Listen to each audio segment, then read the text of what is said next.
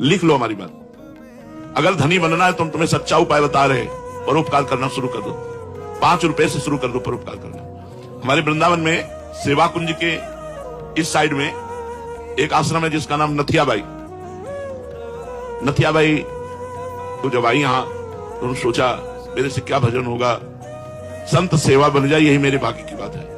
अब संत सेवा के लिए धन चाहिए, तो क्या करती है, यमुना किनारे उपले बिनती, जो जानवर गोबर कर देते सूख जाता है उसे उपला कहते हैं, और ब्रजवासियों से आटा मांग लाती और रोटी बनाती, फिर संत को बुलाती। अब वो नाम जपते हुए ऐसी रोटी बनाती कि जो संत पाता वो बड़ाई करता। अब वहां बिना बुलाए संत आने लगे, 2 आने लगे, 4 आने लगे। उन्होंने किसी को मना नहीं किया, कभी भी आ जाए, रात के आ जाए तो रोटी बना के देने लगी। धीरे धीरे लोगों को पता चला, वहां दाल और आटे के बोरे घी की टीनें पहुंचने लगी। धीरे धीरे आश्रम बन गया। एक दिन वो 10 वर्ष सेवा करते व्यतीत हो गए। फल का समय आया तो गेहूं लेने गई थी ब्रजवासियों से, जैसे समय आता है ना गेहूं का, तो खेतों में फिर वो 5 किलो 10 किलो ऐसे सब चंदा रूप में दे देते। तो गाड़ी भरकर, बैलगाड़ी भरकर गेहूं लिए हुए उसमें आराम से आ रहे। अब इतने में बादल आ गया और बूंदें गिरने लगी, अंधेरा हो गया। अब वो थोड़ा सा परेशान हुई कि ये कैसे सुरक्षित गेहूं पहुंचे, अंधेरा हो गया, कुछ प्रकाश के लिए उनके पास था भी नहीं। इतने में देखा एक छाता लिए हुए 14 वर्ष का बालक आया और कहा, माई ये छाता गाड़ी में लगा ले और लालटेन लेकर मैं आगे चलता हूं, मेरा घर आगे ही है। बोले कहाँ है तेरा घर? तो बोले बस बिहारी जी के पास ही है।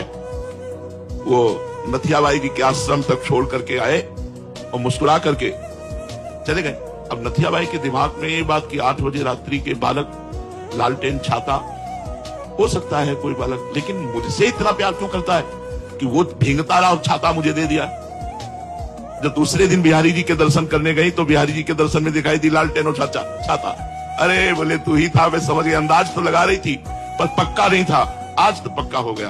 भगवान भक्त की सेवा करने वाले की स्वयं सेवा करने के लिए तत्पर रहते हैं। जैसे त्रिलोचन जी के यहां अंतर्यामी रूप से स्वयं संतों की सेवा की। इसलिए यदि गृहस्थ में धन पर विजय प्राप्त करनी है, धन की कामना और धन चाहिए उसकी पूर्ति, तो संत सेवा, बीमार की सेवा, गौ सेवा ये जरूर करनी चाहिए।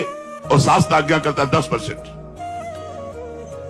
लेकिन 10% बेईमानी की कमाई का नहीं। अगर बेईमानी की कमाई का किया तो तुम भी नरक जाओगे और जो दान लेगा उसका भी पतन हो जाएगा। अधर्म की कमाई का, धर्म की कमाई का अगर 1 रुपया भी तुम किसी को दोगे तो लाखों के बराबर होगा।